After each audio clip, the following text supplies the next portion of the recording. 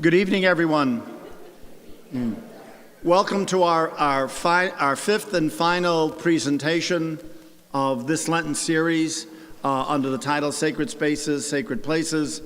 We've entitled this one The Contemporary, and it is going to be dealing with the Baltimore Basilica of the Lady of Assumption, and Jack is also going to offer other commentaries as we talked about over the last couple of days. So I want to tell you a little bit of something about Jack from my experience with Jack. I got to meet him through Tom Phelan at one of Tom's events, and it was a very nice evening, social. Everything was very good. Ran into him in the city of Troy because he is from Troy. He's a graduate of Rensselaer in the School of Architecture, Troy Music Hall, et cetera, et cetera. And then as we began the plan to renovate in the sense of bringing the building up to the contemporary in terms of pointing and acoustics and asbestos and all the things that we have to do and get rid of and whatever, his firm was asked to do all of the preliminary work and the preliminary study. So one afternoon, Jack came by to survey the scene. And I have to tell you up front, it was one of the most enlightening 50 minutes I've ever had in my life. We started out at the front of the building and walked around the property completely. I got a lesson in physics. I got a lesson in chemistry. I got a lesson in aesthetics. I got a lesson in history. And the beat goes on and on. It was an absolutely wonderful 50 minutes. Jack was overwhelming. And then we came into the building. And thereupon we met Dave Haviland. And Dave Haviland, being a former dean of the School of Architecture and a friend of Jack's, they began to reminisce about their time in the School of Architecture. They reminisced about some of their faculty. They reminisced about some of their antics and a whole bunch of other things. And 35 minutes later, after they began the reminiscing, I said to myself, my God, what are we getting ourselves into with the both of them? Again, as the outside of the building tour was wonderful, the inside dialogue between the two of these gentlemen was funny, was insightful, and you got finished saying, uh-oh, we're all in trouble. And then, obviously, he came and his firm has been working with us. He is, as I said, an RPI graduate, and as I said on Sunday, his firm, John Waite Associates, has done some of the principal buildings on the East Coast and elsewhere. They've just finished the Rotunda at the University of Virginia in Charlottesville, and now they're moving on to Cincinnati. They're going to be working on a museum and its renovation in Cincinnati. But it is the Basilica of Our Lady of the Assumption that he's going to talk about tonight, and its restoration and its role in the city, and a whole bunch of other things surrounding that, including a number of the personalities that are his friends and that are leaders in the church. So without further ado, Jack Waite.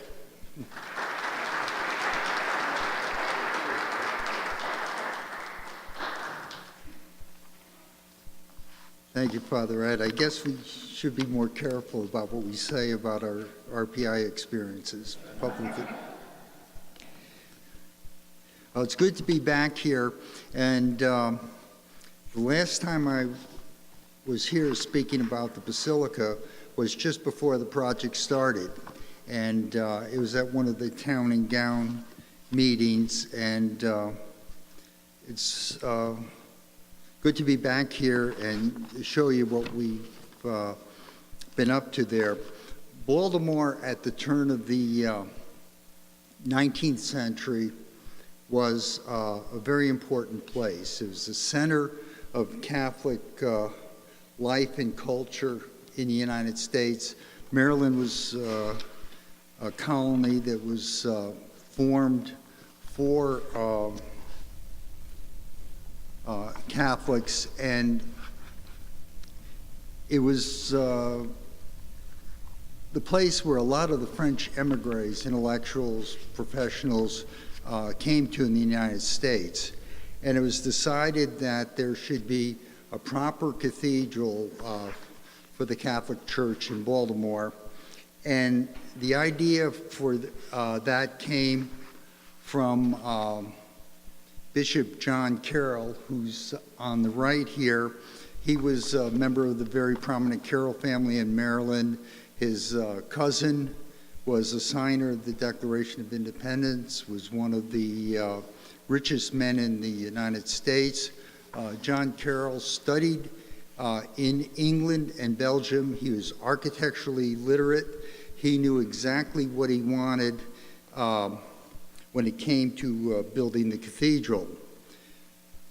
To be his architect, he selected Benjamin Henry Latrobe, who's on the left here, who is an English immigrant, came to Virginia in the mid-1790s after his wife died. He was on his way to having a prominent architectural career in England. He lost interest in everything, came to the United States, met up with Thomas Jefferson, and it turned out that in many ways he was more Jeffersonian than Jefferson himself, interested in all sorts of things, from music to science, and the two of them became very close. It's interesting that Latrobe was not Catholic. Bishop Carroll had his choice of a number of Catholic French architects, but he selected Latrobe to be the architect for his cathedral because he thought he was the best architect in the country at that time. And Thomas Jefferson, who was a friend of John Carroll's, suggested that he get Latrobe to design the cathedral. So he gets Latrobe up to Baltimore and has him do some designs for the new cathedral. On the left is a Gothic design that Latrobe did 8 really spectacular drawings for. It would have been the first major Gothic revival church in the United States. Bishop Carroll said to him, well, you know, the design is really interesting, but why don't you try a more classical building? And he did this building. And he only does one drawing of it, and Bishop Carroll said to him, well, let's develop that. The reason he wanted a classical design building was that that was the absolute modern architecture of the period. There were no significant church buildings in that style, and Bishop Carroll had great plans for the Catholic Church being a major force in the developing America. And if he built a Gothic building, he was very concerned that anti-Catholic forces would tie the church into the Dark Ages, medieval ages, and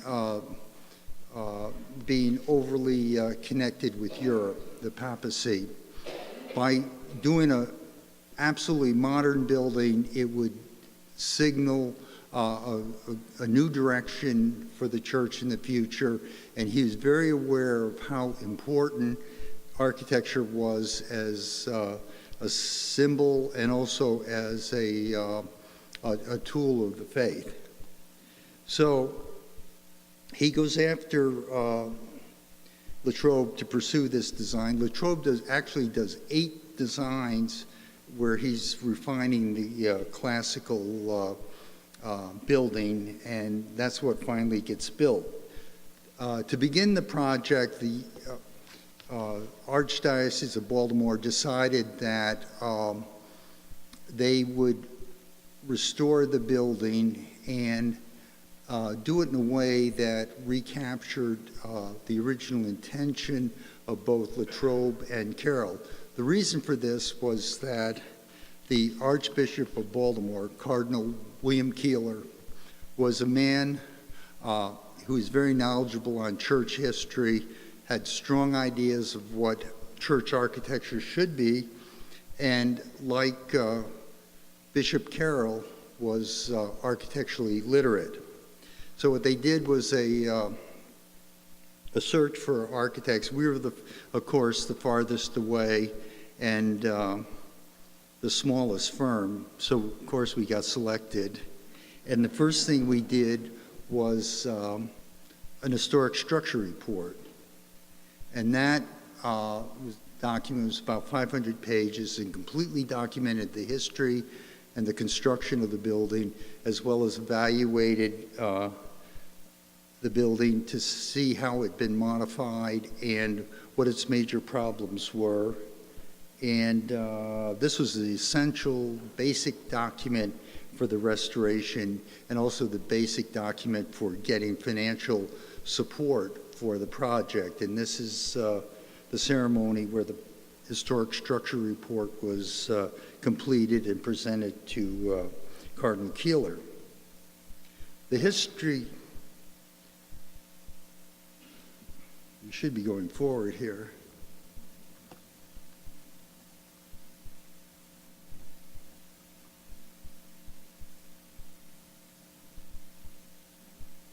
I think we're having...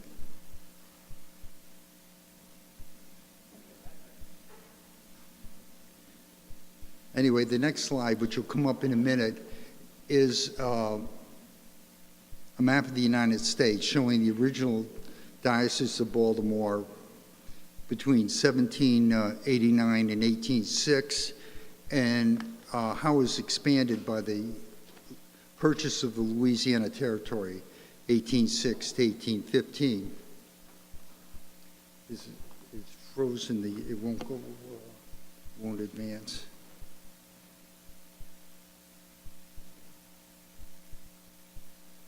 That's right, thank you. So the idea was that the cathedral, there was one cathedral for the whole country, and the whole country at that time was one diocese. So it had to be a major architectural tour de force. This is some of the information that was gathered for the historic structure report. And the interesting thing was that there's more information available on its original construction and early modifications than existed for the most recent renovations in the 1940s and 1960s. On the left is a photograph taken in the 1870s. They're re-roofing the dome, and we know what the material was they're taking off, what the material was that they're putting back, who the contractor was, the names of the workmen you see there, and how much it cost. We didn't have that information for the 1960s work. Top right is one of Latrobe's later drawings. That was about the fourth stage. And then at the bottom is his most recent perspective from about 1815. The historic structure report information was summarized by these drawings, and you can see how the building evolved from the upper left to the lower right. A big difference is about 1890, all of a sudden there's an apse put on the back. And that's very interesting because that was in Latrobe's original design. Bishop Carroll had him take it out because of there wasn't money to do it. Latrobe objected and said that they needed it for functional reasons. So it's put on the building 1890. And this cross-section of the building summarizes the major work done in the restoration. Everything in red is major work that was done, new construction or complete rebuilding of the original construction. Over the years, the cathedral had been remodeled about 13 times between the Civil War and the 1960s. Each remodeling was less well informed than the previous one, so what finally wound up was this 1960s version of basically an old Catholic parish church. Very different from what the original intention was, and a lot of it was done by the firm of Rambush in New York City, which still redecorates church buildings, and the people in Baltimore like to say that their building had been rambushed. Very different from the original appearance. At the upper left is a watercolor from the 1830s showing what the original intention was. Very light.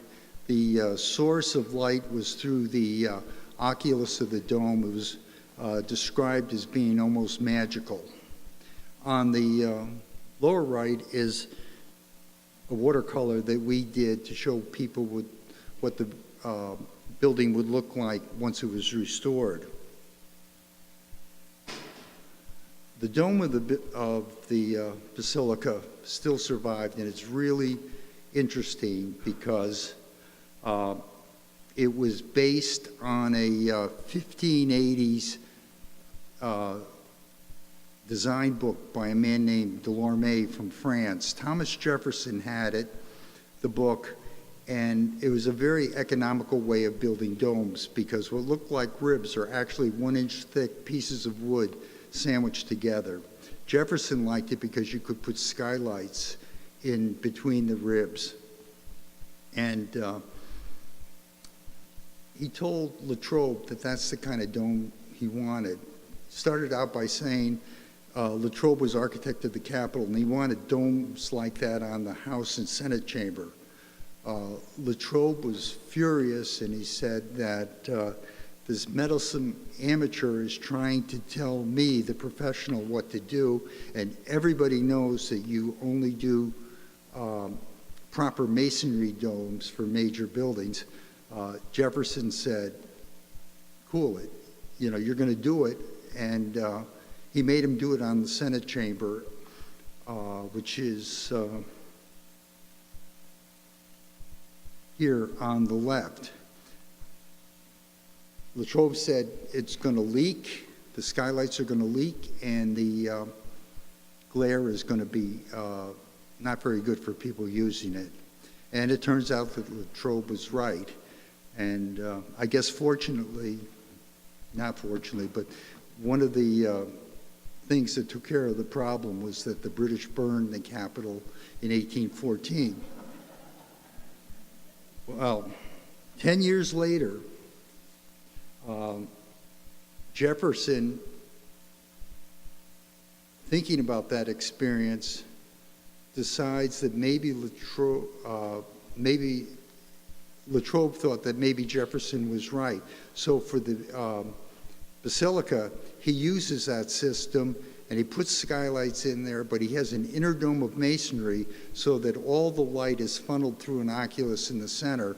And at the dedication of the cathedral in 1821, it was remarked that the lighting quality in the church was really marvelous. It was unlike anything anybody had seen in the United States, and it was very mysterious what the light was doing. So the two of them having opposite ideas, those ideas were brought together to create something that's really pretty spectacular in Baltimore.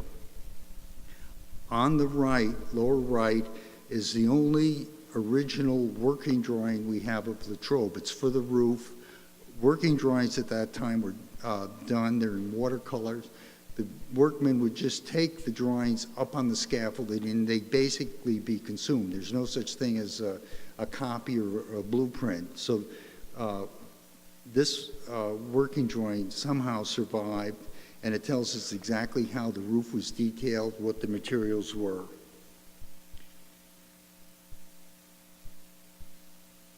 The restoration was carried out at a time that was not the best time for the church. It's when a lot of the scandals occurred, and it was realized that there had to be outside funding sources other than from the Archdiocese of Baltimore.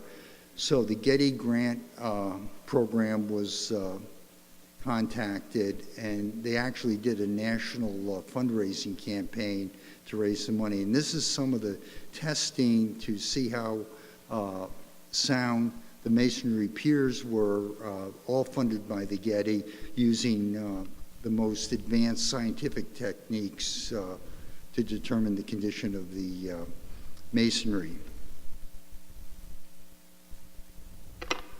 Now the dome is really interesting. On the upper left, you can see patterns where there's different colors of vertical copper. That's where skylights were that were taken out during World War II, the original skylights. So the dome was taken apart, investigations made, and found pieces of the original roofing and skylights. So the decision was made to put back the historic skylights, which you see on the upper left, upper right rather. Lower left shows the skylights in place, the first one's in place, as does the lower right. It's interesting to note that the actual cover of the dome was wood shingles, something that Latrobe would have said 10 years ago was completely unacceptable, but changed his mind. And this is what it looks like today. Materials are used exactly as they've been used historically. This is above the lower dome, and it's what you see from the floor of the basilica. There's an inner dome, which is at the bottom of the picture. The skylights were going to leak, so Latrobe designs the covering of the original dome to be sheet metal to capture the water that leaks in, and it's brought down in liters and doesn't cause leaks within the building.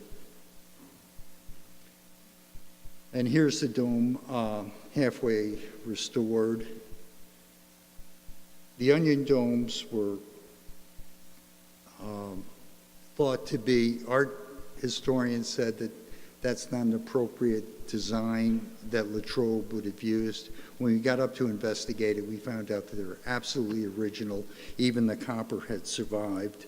So in the restoration, what happened was the historic roof covering was preserved entirely, and new copper was put over the top in exactly the same pattern. Okay, Latrobe resigned twice from the commission at the beginning. First time was over the foundations in chapel. He and Bishop Carroll, from the beginning, thought that there should be a separate chapel down there, and that was going to be a special place. Latrobe comes to Baltimore from Philadelphia, where he lived, and he finds out that the proportions of the foundations are changed as were the height, and that the contractor had misread the drawings. He read them upside down. So he resigned. Bishop Carroll convinces him to come back, and I think we should go back there. Convinces him to come back and redesign it so that in plan, the foundations could stay, but the height couldn't stay. He comes back a little bit later and finds out that he had proposed that the floor structure be brick vaults. And the clerk of the works, who is a member of the congregation, without telling Latrobe, decided that he didn't need that fancy masonry work that this English architect says should be done. So he had the contractor put in wood joists, wood floor framing. And that time, Bishop Carroll ordered that construction all be taken out and the brick vaults be put in. Part of the restoration major part of the restoration, was to recreate that chapel that they originally intended and to excavate the lower undercroft so that there could be a museum of the cathedral there. And this shows what's on the left, what it was like before. On the right is during. And this is what it was like afterwards. So the engineering of the structure was spectacular because they had inverted arches that carried the loads of the building down, which was very innovative. First time it was used in this country. You can see that on the left. And this is the chapel that was created. It was a chapel for the Sulpicians. They were a French teaching order that were in Baltimore early, and they actually commissioned this chapel, the new chapel.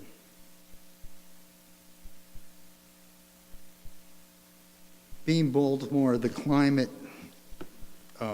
could be pretty unpleasant in the summer, very hot and humid, and in the winter it was cold. The building never had a working heating and air conditioning system, even though an air conditioning system was put in the 1960s. It never cooled the building.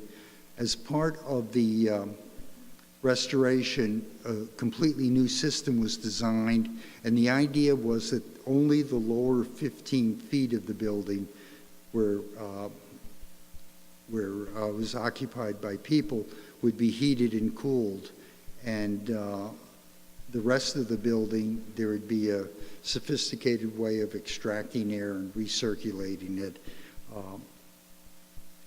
Turns out that that system was very successful, and their energy bills were reduced by 30% after the restoration. This is a diagram of how the HVAC system works. It is showing it in the cooling mode. The way that it was done was took up the floor, and where Latrobe's vaults were, the low areas were filled in with debris, crushed brick, things of that sort. That was taken out. New ducts were put in, which fed under the pews. The original pews were restored, and that provided a way of heating and cooling the building without radiators or cabinets or anything like that. There were only ducts, grills under the floor, and the grills are under the pews. A big change was putting back the original lighting effect. And originally it had clear glass windows. In the 1940s, they put in stained glass windows. The stained glass windows were done by a company in Wisconsin. They had three parts to them. One part was Old Testament scenes, another part was New Testament, and the third part, those were off the shelf, and they got those out of a catalog. The third part was scenes from the history of the church in Maryland, which were created specifically for the building. Now, the idea of taking out the stained glass and putting in clear glass was not entirely welcomed at first. So the solution that was arrived at was a couple windows were put in to show what the difference were, and you can see the new windows going in and what they look like from the outside. What to do with the old windows?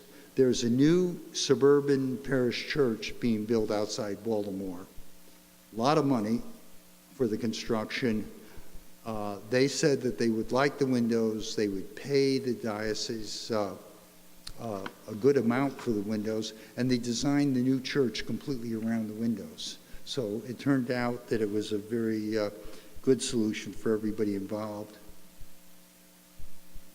Architecture magazine on its cover at the beginning of the restoration showed two bays, one with the old windows on the left and the other with the new windows on the right. And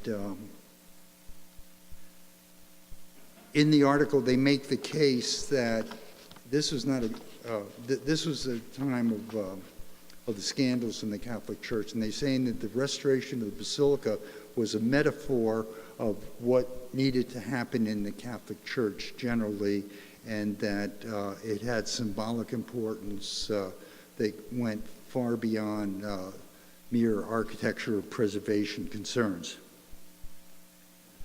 So this is the 1960s decoration before restoration starts. This is what it looks like after the restoration. And a big difference was the sanctuary, the apse and back. And that did not exist originally. It's created in the 1890s. Very unusual for the time in that they used the architectural vocabulary of the rest of the church. At that time, this was a very early and very skillful act of preservation and restoration. And the interesting thing is that it's done by the man who's chief architect for the Baltimore and Ohio Railroad. And his name was E.F. Baldwin, and he's an RPI graduate, one of the first architecture graduates of RPI.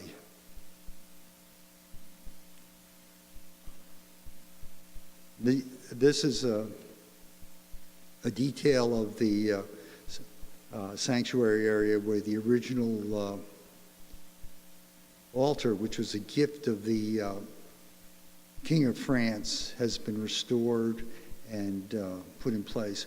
One of the things that came up in the interview for the job was that a lot of architects went in with their favorite liturgical consultants and how this was going to be treated.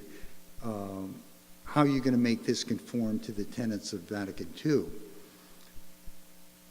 We said that we were completely open to that, and we needed to discuss that with the Cardinal. The Cardinal said that there was to be no liturgical consultant, that he would determine that, and he knew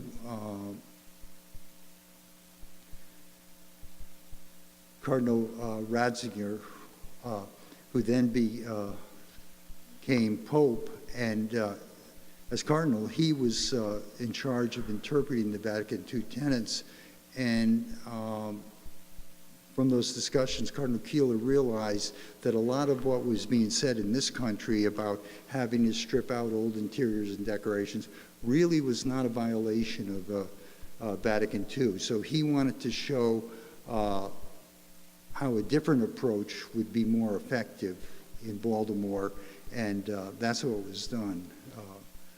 We followed Cardinal Keeler's direction on that. A lot of that was in reaction to the Milwaukee Cathedral, a Gothic revival building of the, I think, 1860s that had been completely stripped of its historic fabric and made into an attempt at a modern building. And it was generally acknowledged that that was particularly unsuccessful. It was not the way to treat an important historic building. Another major change was this. When the cathedral was built, the West End had a gallery for freed African Americans in Baltimore. To have a pew on the ground floor, you had to pay rent. The pew for the balcony for the African Americans was free. Right after the Civil War, 1866, there was an architect in Baltimore named John Nearnsey. He comes from Austria, practices in Baltimore before the Civil War. When the Civil War breaks out,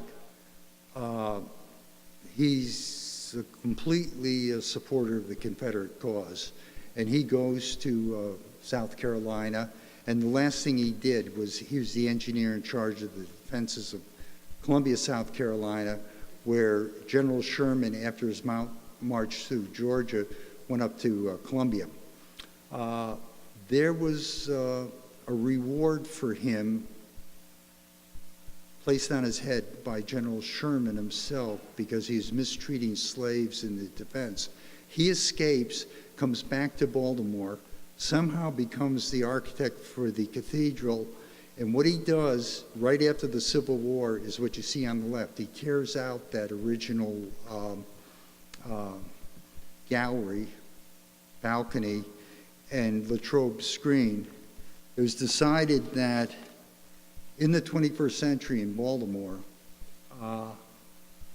the only appropriate action was to tear out Nairncy's attempt to obliterate that phase of the history of the Basilica and put back that original gallery, and that was done. Now, this is the first major service in the cathedral. It's the North American Bishops' Conference. The whole left side of the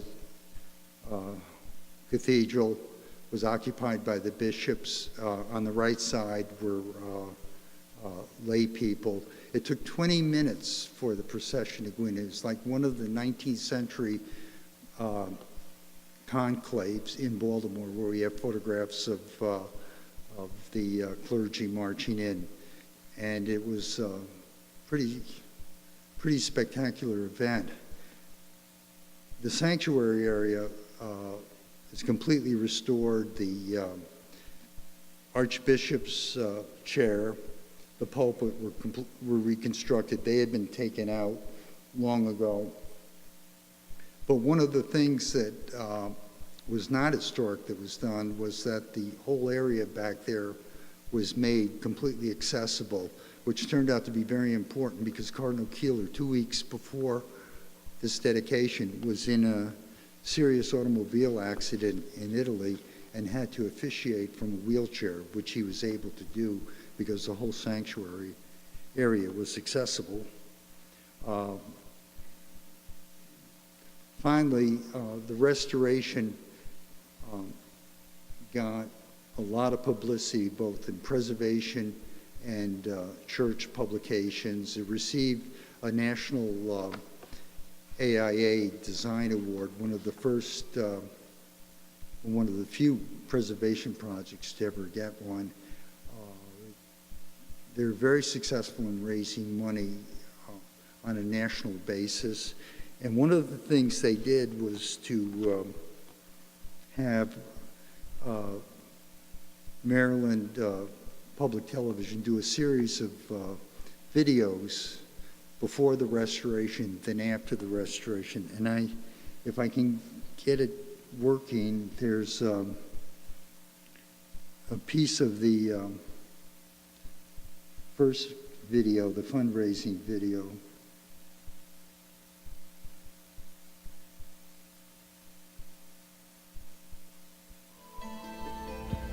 Hello, I'm Cardinal William Keeler, the Archbishop of Baltimore, and I'm delighted to welcome you now to the Basilica of the Assumption, America's first cathedral, our mother church, a place of enormous history, the most significant place of worship in the United States, a place which also has great promise for the future.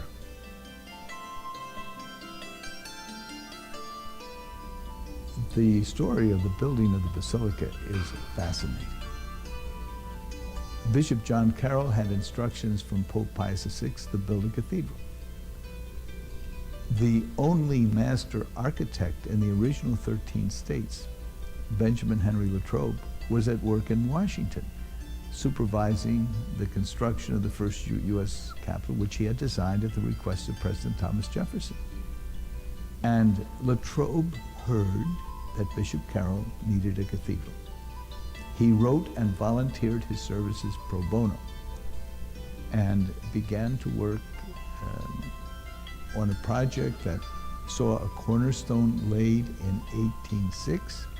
Work went ahead for a few years, was interrupted by the War of 1812, resumed afterwards under Archbishop Marischal, our third Archbishop, who had the great joy of dedicating this first great metropolitan cathedral of our country in 1821.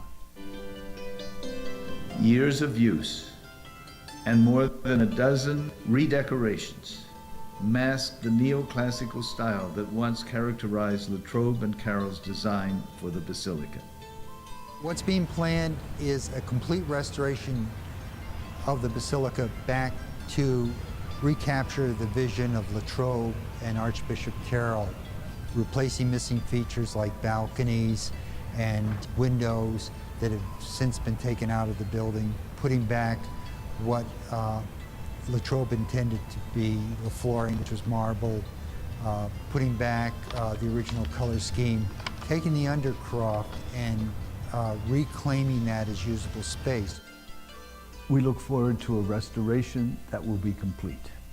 A restoration of things that you can't see, like the wiring, the heating, but which are so necessary for a building that serves great numbers of the public. We're looking forward also to seeing the building.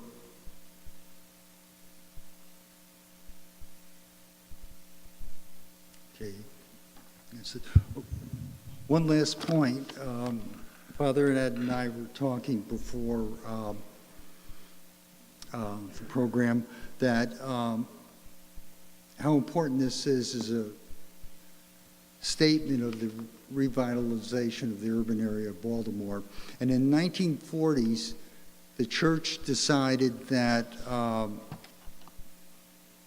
the cathedral in downtown Baltimore was, that wasn't the best place for it. It should be more in the suburbs where the Catholic population had moved. And so they built a new neo-Gothic building in North Baltimore called Mary Our Queen. And they're going to make the Basilica a parish church until they looked at the deed, and it turns out that the land had been given by John Eager Howard, a prominent Protestant political and economic figure in Baltimore, and if that ever stopped being the Cathedral of Baltimore, that land and anything built on it would go back to the Howard estate. So quickly they made the Basilica a co-cathedral. And that's the way it remained until Cardinal Keeler comes to Baltimore, and he realizes that what the church has to do is become a major player in what's happening in downtown Baltimore. They've got to be very active in social programs. He was instrumental in developing programs for the homeless, food pantries, upgrading parochial schools, welcoming minorities into parochial schools. And he realized that the cathedral, not only for historical reasons, but for urbanistic reasons, should be this building, and that the newer cathedral should be a co-cathedral. And I think that was an important thing, and it's also become a major tourist attraction. The first 2 years that it was open, it attracted more visitors, non-church visitors, than the 3 major museums in Baltimore combined. So it has importance not only to the church, but also to the city of Baltimore. Okay. Does anybody have any questions? When we were talking before, you had done a compare and contrast the building of the Basilica and the place of Baltimore with the new building, the new cathedral in Los Angeles. Could you share that with us? Because I thought it was so very, very important. Does everybody know what the new cathedral in Los Angeles looks like? Well, it's a spectacular modern building, and it's as far away from the Baltimore Cathedral as you can imagine. It also uses light in a really brilliant way, but very different from what in the way it's used in Baltimore. And one of the strongest supporters of Cardinal Keeler in restoring the Baltimore Cathedral was Cardinal Mahoney from Los Angeles. And in fact, there were fundraising events that we attended at the Los Angeles Cathedral hosted by Cardinal Mahoney. But the two of them, Baltimore is symbolizing what the future of the Catholic Church was in 1806, and Los Angeles defining architecturally what its future is in the 21st century. And the two are very different, but very compatible. They're delivering the same message. And if you look at Los Angeles as a modern cathedral, it's much more effective than something like the Milwaukee Cathedral, where they tried to make an old building into something new, and it's winds up being neither fish nor fowl. Yes. What was your budget and how long did the whole project take? Excuse me? What was the budget and how long did the project take? They had to raise $32 million to do this. And the historic structure report took 3 years to do. And then once construction started, that was the better part of another 3 years. There's a complete transformation of the building. Services were only taken, removed from the building for about 6 months. So it continued in use for a long part of the construction period. But for them to raise $32 million at that time was a major accomplishment. Yes.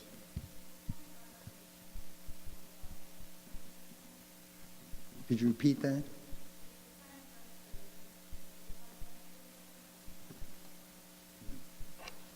I still didn't hear that.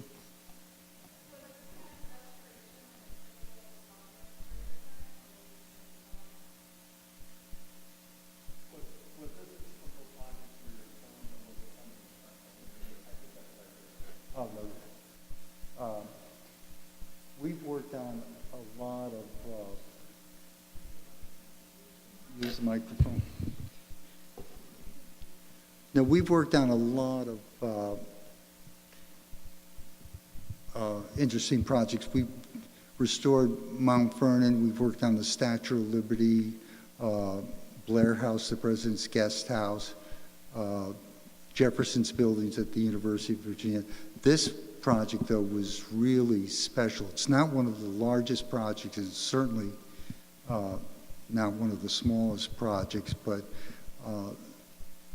this project we felt had a lot more importance than merely architecture or preservation.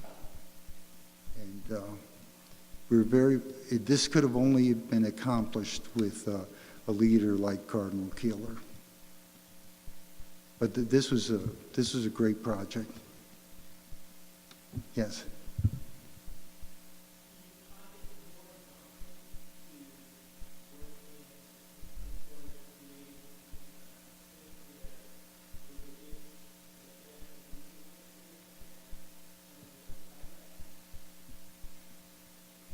Yeah, there's a lot of important things that took place in this building, and a great concern that the fabric of the building be preserved.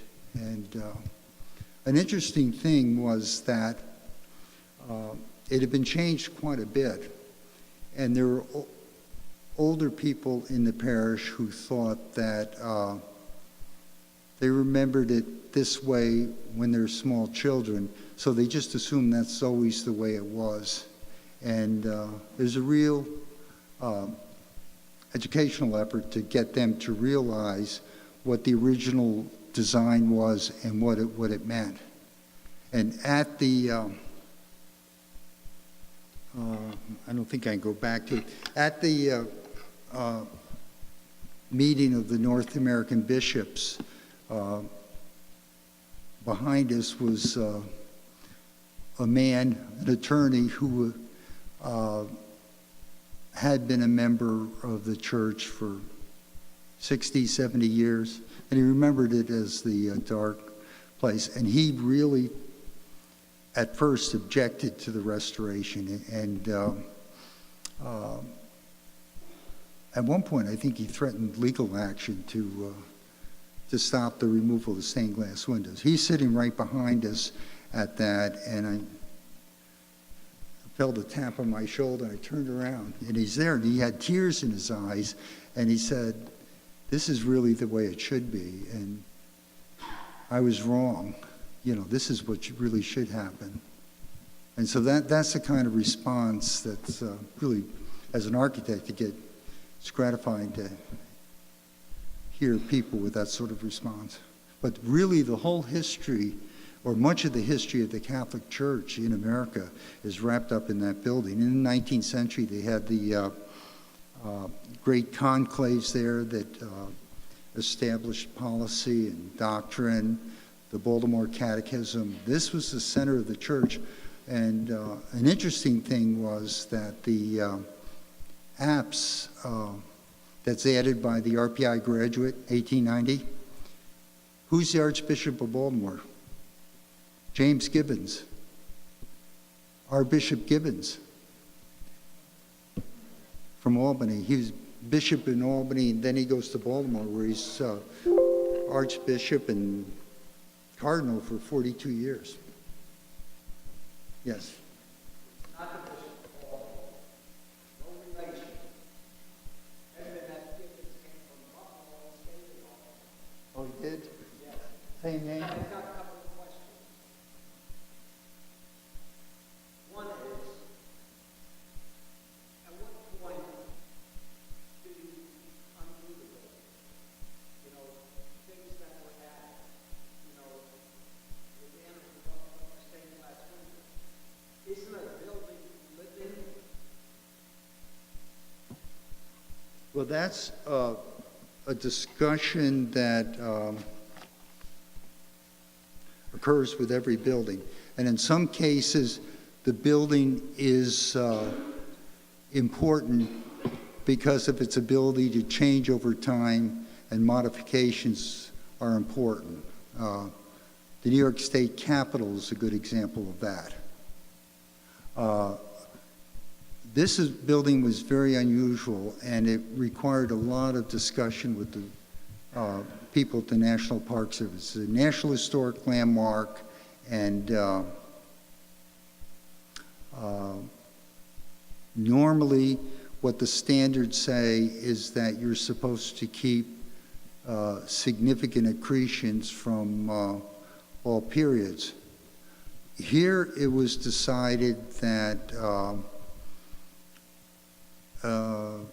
a cookbook recipe was not appropriate, that the building had such symbolic significance, and from an architectural standpoint as well as from a religious standpoint, is very important to restore its original integrity.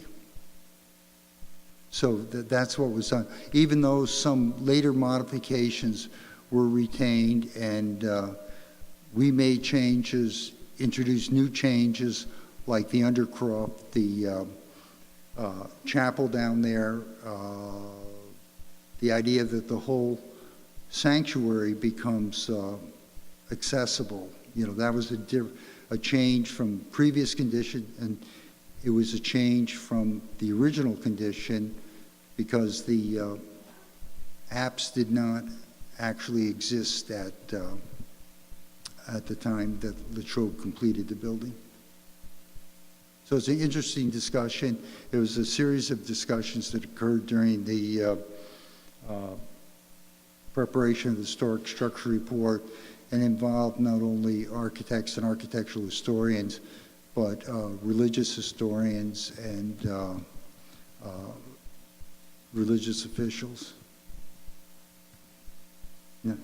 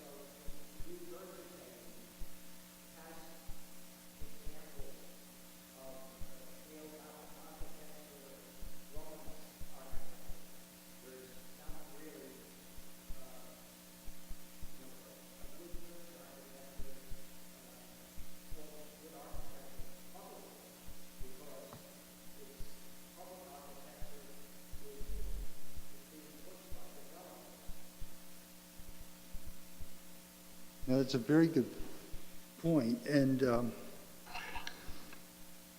I think that's the reason why this building is important and a good building, because it reflects its time. As far as religious architecture goes, there's a whole school of architecture that advocates doing new buildings in historic styles, so that people who are unknowing, they would be confused as to whether it's a new building or an old building.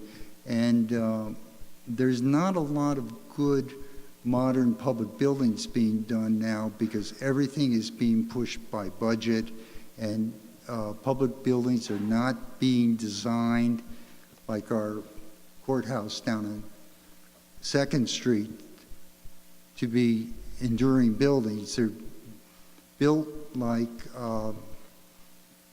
standard commercial buildings to have a 15-year economic lifespan, and the materials used don't have a life expectancy much more than that. So that's a very good point.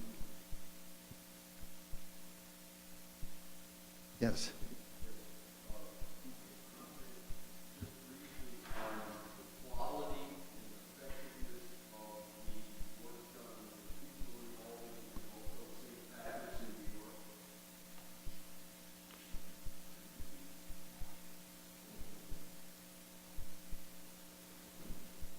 St. Patrick's, I haven't really taken a close look at, but my impression is that that work is very high quality, and it was intended to endure. The Albany Cathedral, I think it's a different story. I was on the advisory council for that, and the advisory council lasted one meeting after I attended. That, I think, is not a restoration like St. Patrick's or Baltimore. It's not making it into a new cathedral. It's a little confused. And the Albany Cathedral is an important building done by Patrick Keeley, who is a preeminent Catholic architect in the middle of the 19th century. And it takes a special effort to do something like Baltimore or St. Patrick's. Yes?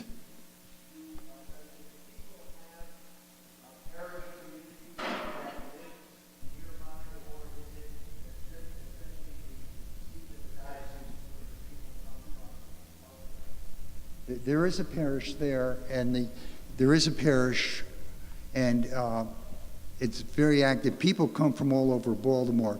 There's another parish church, a very fine Gothic revival building from the 1840s, 2 blocks away, so that there's some competition. But it has the cathedral has a very active parish, and the pastor of the parish, Monsignor Hobbs, was a very important figure in developing and guiding the restoration.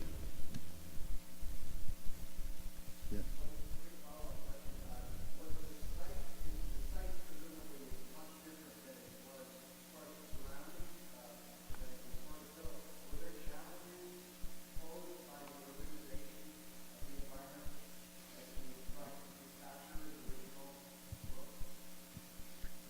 They're 19th century views, actually before photographs, that shows the cathedral on top of the hill in Baltimore. And you see it on the road to Washington and the road from the north.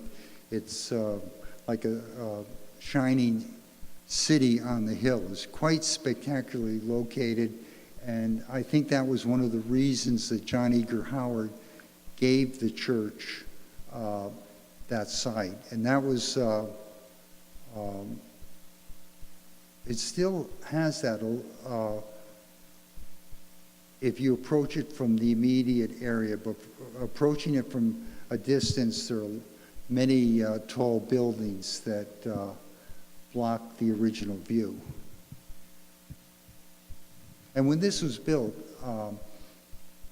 there wasn't animosity between Protestants and Catholics. At the 1821 dedication, it's completely recorded what the speaker said. Most of the speakers were Protestant ministers who were very complimentary of the church and of the building, and they said it was a source of pride, not only to the religious community in Baltimore, but to the entire population of Baltimore, that it was a credit to the city. Later things changed as more immigrants came in, and there wasn't that degree of cordiality. Yes.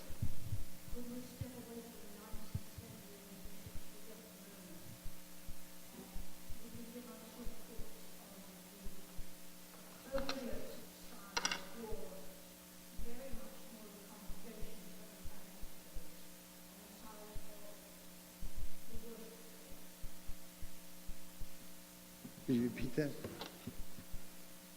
Would you tell us what you feel about the smaller spaces that are being designed and built today for churches with smaller congregations, such as we have now?